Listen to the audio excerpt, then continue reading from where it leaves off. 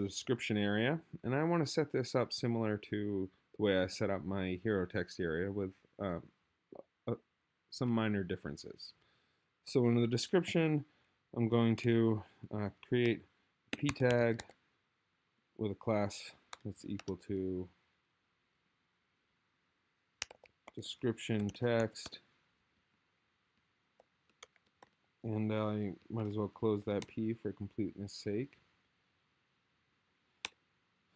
And alongside that p, I'm also going to create an unordered list, and that has a class equal to quick links. And I'm going to close that unordered list. Now, it's true that this unordered list is going to contain some links. And it's also true that these links work sort of like a navigation bar. So it probably makes more sense semantically for me to put that list inside a nav element. And I'll give this element a class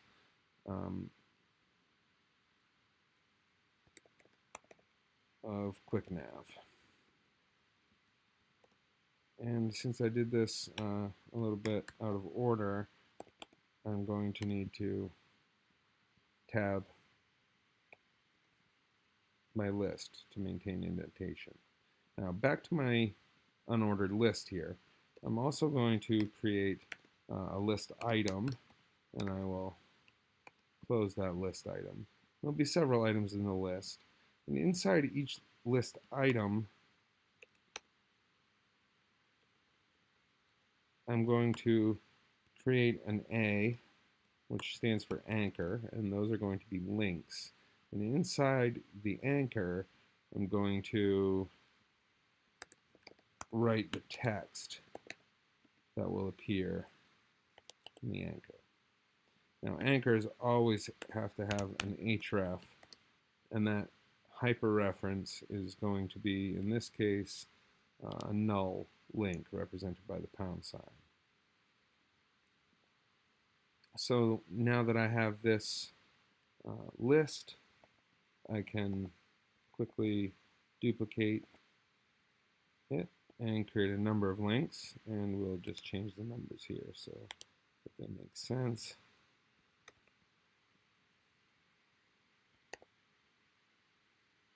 Good. Now that that nav is closed, I'm going to go back up to my description text, and I'm just going to grab this same lorem ipsum I was using earlier, but I will rearrange its order so that it doesn't appear monotonous. We'll paste that into the description text p element. Now I'd like to switch over to my style sheet and write some styles for the content I've just added. So the first thing that I'd like to do, here I'll create some space. The first thing I'd like to do is to add some styles for the containing element, which in this case is a section of the class of description. So we'll write some rules for those. And I also had a class of description text that I'd like to write some rules for. And aside from that, finally, I have a nav, but in this case particularly a UL for the class of quick links that I'd like to select. So we'll call this quick links. And I think those are going to take the styles that we're going to write. So for description, I'm going to do much as I did here. We will set the display to inline block,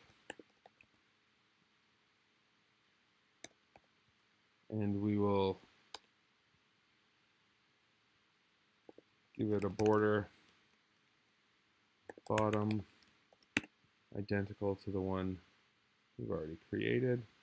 And the fastest way for me to do that is simply to copy it and paste it in. My next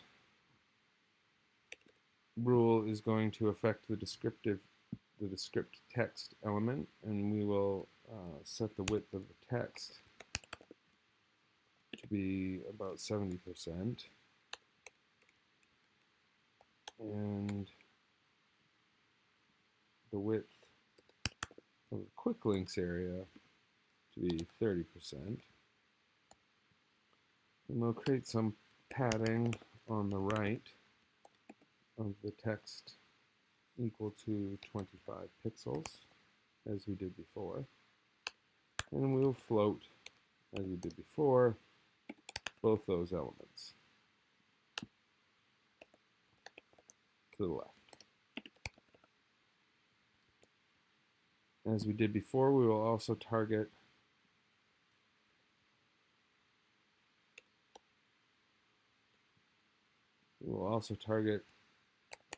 the containing element using the after selector, and we will set the content to 0, to null, set the clear to both, and set the display to table. I have a typo there. That's unfortunate, but I've corrected it. Good, let's take a look at what that looks like. I have saved both files, and I'm navigating back to the browser where I'll refresh the page. There, now I have some paragraph text and some offset links. The display is quite ugly, but it looks like everything's working the way it ought to. Coming back into my HTML, I'm going to double the amount of text I've got simply by copying and pasting some extra text here at the end. And we will check those changes. There, that's a better amount. I have these links here. They're highlighted as hyperlinks ought to be, and my list has bullets. My bottom border is showing. So things are good. Time for the next set.